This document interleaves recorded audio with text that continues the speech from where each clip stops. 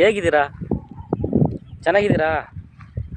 ಇಷ್ಟು ದಿನ ನಾನು ಯಾಕೆ ಆಡಲಿಲ್ಲ ಅಂತ ನೀವು ಕೇಳಿರಬೇಕು, ಹೌದಾ? ಇಷ್ಟು ದಿನ ಆಡೋಕ್ಕಾಗಲಿಲ್ಲ ಕಣ್ರಿ. ಮನೆಯಲ್ಲೆಲ್ಲ ತುಂಬ ಪ್ರಾಬ್ಲಮ್ ಇದೆ, ಕಾಲಿಗೆ ಹೊಡೆತ ಬಿದ್ದಿದೆ, ಹಾಗಾಗಿ ಆಡೋಕ್ಕಾಗಲಿಲ್ಲ. ನಾನು ಆಡ್ತೀನಿ, ನೀವು ನೋಡಬೇಕಷ್ಟೆ. ನೋಡಬೇಕು, ಕೇಳಬೇಕು, ಮಜಾ ಮಾಡಬೇಕು, ಎಂಜಾಯ್ ಮಾಡಬೇಕು. ಕುಡಿಯೋ ಪ್ರಿಯರಿಗೆ ನಾನು ಹಾಡು ಹೇಳೋ ಅಂಥದ್ದು ಬಹಳ ಹಿತವಾಗಿರಬೇಕು. ನನ್ನ ಹಾಡು ನಿಮ್ಮ ಕಿವಿಗಳಿಗೆ ಮುಟ್ಟಬೇಕು. ಕಿವಿಗೆ ಮುಟ್ಟಿದ ಮೇಲೆ ಮನಸ್ಸಿಗೆ ಮುಟ್ಟಬೇಕು. ಮನಸ್ಸಲ್ಲಿರೋಂತಹ ಆ ಹಾಡು ನಿಮ್ಮ ಕಣ್ಣುಗಳಲ್ಲಿ, ನಿಮ್ಮ ಫೇಸಲ್ಲಿ ನಾನು ನೋಡಬೇಕು. ನನ್ನ ವಿಡಿಯೋನ ಪ್ರತಿ ವೀಕ್ಷಕರು ನೋಡ್ತೀರ, ಹಾಗೆಯೇ ಸಪೋರ್ಟು ಕೂಡ ಮಾಡ್ತಾಯಿದ್ದೀರ. ನಾನು ಓದೋದು ಬರೆಯೋದು ಕಲ್ತಿಲ್ಲ, ಆದರೆ ನನಗೆ 1ನೇ ಕ್ಲಾಸಿಂದ 4ನೇ ಕ್ಲಾಸ್ವರೆಗೂ ನಮ್ಮ ಶಕುಂತಲಾ ಟೀಚರು ಕನ್ನಡವನ್ನು ಕಲಿಸಿದ್ದಾರೆ. ಮತ್ತೆ ಹೆಚ್ಚಾಗಿ ಓದೋಕ್ಕಾಗಲಿಲ್ಲ ನನಗೆ. 5ನೇ ಕ್ಲಾಸಿಗೆ ಬಂದೆ, ಇಂಗ್ಲೀಷ್ 26 ಅಕ್ಷರ ಕಲಿತೆ. ಇಂಗ್ಲೀಷ್ ಏನ್ರಿ 24 ಗಂಟೆ ಒಳಗೆ ಕಲ್ತ್ಬಿಡ್ಬೋದು, ಆದರೆ ನಮ್ಮ ಕನ್ನಡವನ್ನು ಕಲಿಯೋದಕ್ಕೆ 56 ವರ್ಷಗಳು ಬೇಕು. ಆದರೂ ಕೂಡ ಕನ್ನಡ ಕಲಿಯೋಕ್ಕಾಗಲ್ಲ. ಅಷ್ಟು ಒಂದು ಪವಿತ್ರವಾದ್ದು ನಮ್ಮ ಕನ್ನಡ. ಕನ್ನಡ ವಿಷಯಕ್ಕೆ ಬರಲಿ, ಆಮೇಲೆ ಮಾತಾಡೋಣ. ಆದರೆ ನನ್ನ ಹಾಡುಗಳನ್ನು ಕೇಳ್ತಾ ಇರೋವಂಥ ಪ್ರತಿಯೊಬ್ಬರು ಹಾಡಿನ ಅಭಿಮಾನಿಗಳಿಗೆ, ಹಾಡನ್ನು ಕೇಳ್ತಾ ಏನೇನೋ ಒಳ್ಳೊಳ್ಳೆ ಕೆಲಸಗಳು ಮಾಡಿಬಿಡ್ಬೋದು. ಹಾಡು ಕಿವಿಯಲ್ಲಿದ್ದರೆ ಮನಸ್ಸು ಬಹಳ ಹಿತವಾಗಿರ್ತೈತಿ, ಫ್ರೀಯಾಗಿರ್ತೈತಿ. ಎಷ್ಟೇ ನೋವುಗಳಿದ್ರೂ ಆ ಒಂದು ಕ್ಷಣ ಹಾಡುಗಳನ್ನು ಹೇಳಿದಾಗ ಆ ಹಾಡುಗಳನ್ನು ಹೇಳ್ತಾ ನೋವನ್ನು ಮರ್ತು ಬಿಡ್ಬೋದು. ಹಾಗೆಯೇ ಹಾಡುಗಳನ್ನು ಕೇಳ್ತಾ ಹಿಂದಿನ ನೆನಪುಗಳನ್ನು ಜ್ಞಾಪನ ಮಾಡ್ಕೊಬೋದು. ಹಾಗೆಯೇ ಹಾಡನ್ನು ಕೇಳ್ತಾ ಹೊಸ ಜೀವನಕ್ಕೆ ಕಾಲಿಡ್ಬೋದು, ಹೊಸ ನಿರ್ಧಾರಗಳನ್ನು ತಗೊಬೋದು, ಆಲೋಚನೆಗಳನ್ನ ಮಾಡ್ಬೋದು, ಒಳ್ಳೆಯ ಯೋಜನೆಗಳು ಮಾಡ್ಕೊಬೋದು. ನಾವೇನೋ ಕೆಟ್ಟದ್ದನ್ನು ಮಾಡೋಂಥ ಟೈಮ್ ಬಂದಾಗ ಒಂದು ಕ್ಷಣ ಒಂದು ಹಾಡನ್ನು ಕೇಳೋಣ ಅಂತ ಹೇಳಿ ಆ ಹಾಡನ್ನು ಕೇಳಬೇಕಾದ್ರೆ ಆ ಕೆಟ್ಟು ಏನು ಆಲೋಚನೆ ಮಾಡಿ ಕೆಟ್ಟದನ್ನು ನಾವು ಯೋಚನೆ ಮಾಡ್ತಿರ್ತೀವಿ, ಆ ಆಲೋಚನೆಯೇ ಒಂದು ಸೆಕೆಂಡಲ್ಲಿ ಹೋಗ್ಬಿಡ್ತದೆ.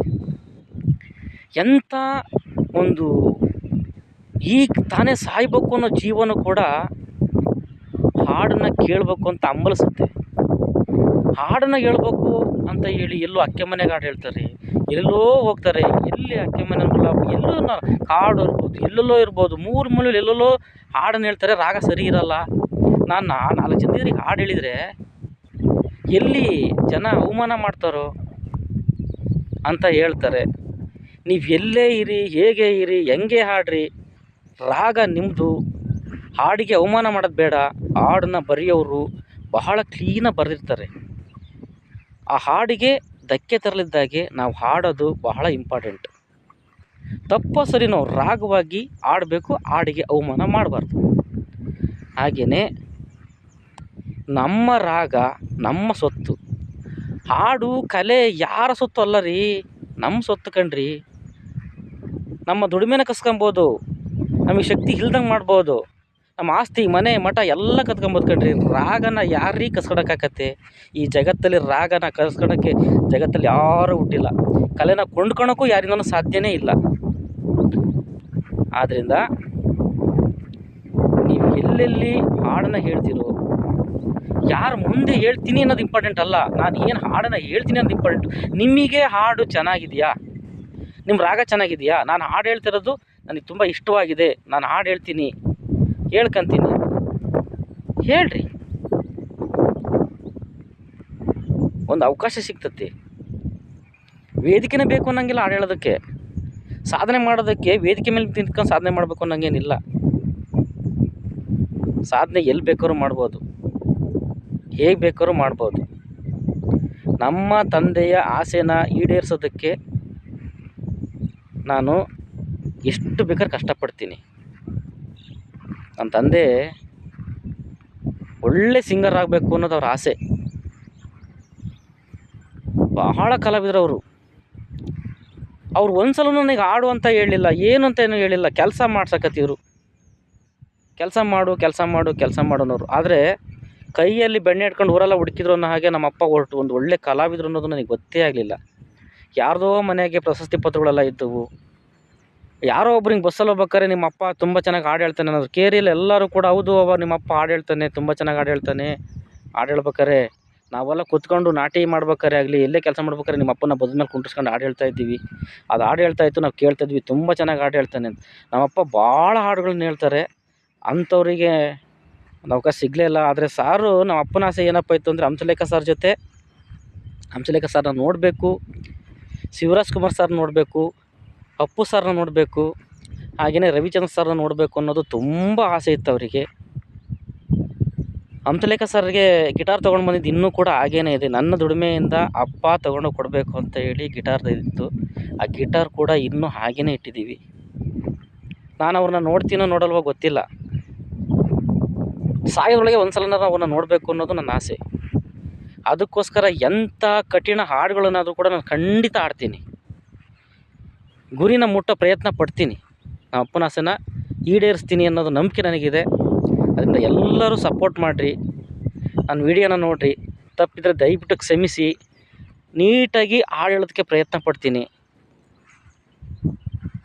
ಜೈ ಹಿಂದ್, ಜೈ ಕರ್ನಾಟಕ ಮಾತೆ.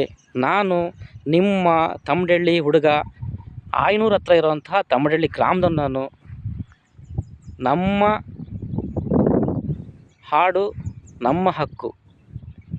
ಯಾರು ಏನಾರ ಅಂದ್ಕೊಂಡ್ಲಿಕ್ಕಣ್ರಿ, ನೀನು ಚೆನ್ನಾಗಿಲ್ಲ ಕಣೋ, ಗೂಬೆ ಅನ್ನಲಿ, ಕಾಗೆ ಅನ್ನಲಿ, ಕರಿ ಕಾಗೆ ಅನ್ನಲಿ, ಬಿಳಿ ಕಾಗೆ ಅನ್ನಲಿ, ನಿನ್ನ ಹಾಡೇ ಸರಿ ಇಲ್ಲ ಅಂತ ಅನ್ನಲಿ, ಅದು ಯಾವುದನ್ನು ಕೇರ್ ಮಾಡಲ್ಲ ನಾನು.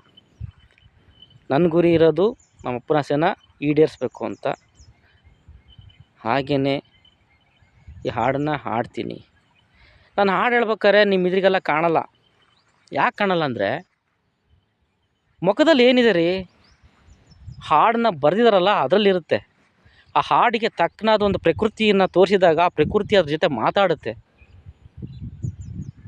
ಹೌದು ತಾನೆ? ಹಾಗಾಗಿ ನಾನು ಆ ಹಾಡನ್ನು ಪ್ರಕೃತಿಗೆ ಹೋಲಿಸಿ ಹಾಡು ಹೇಳ್ತೀನಿ. ಪ್ರಕೃತಿಗೆ ಬಣ್ಣ ಬಳಿಬೇಕಾಗಿಲ್ಲ ರೀ, ಅದು ನಮಗೆ ಬಣ್ಣ ಬಳಿತತ್ತೆ. ನಂತರ ನೀನು ಇರು ಅಂತ ಹೇಳುತ್ತೆ ಪ್ರಕೃತಿ.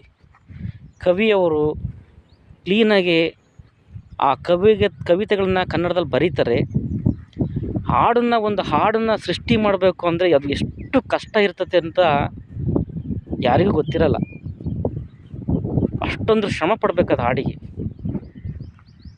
ರಾಗ ಕೂಡ ಅಷ್ಟೇ ಚೆನ್ನಾಗಿರಬೇಕು ಅಂತ ನಾನು ಬಯಸ್ತೀನಿ.